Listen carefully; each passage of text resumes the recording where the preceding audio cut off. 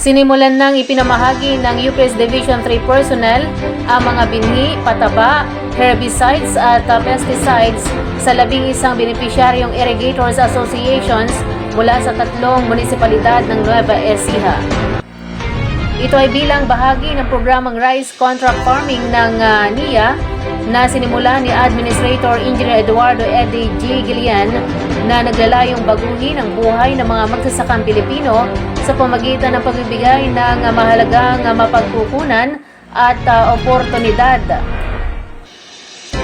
Personal na ipinamahagi ng UPS Division 3 personnel ang mga nabanggit na items na tiyak na malaking tulong sa mga magsasaka na kabilang sa 11 IAs.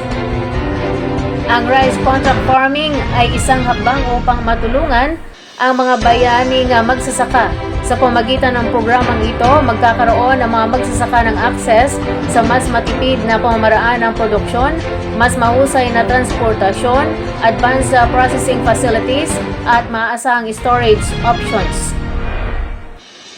Ang programang ito ay inaasahang makapagpapalakas sa sektor ng agrikultura sa pamagitan ng pagbibigay ng kinakailangang mga kagamitan para sa mas produktibong pagsasaka.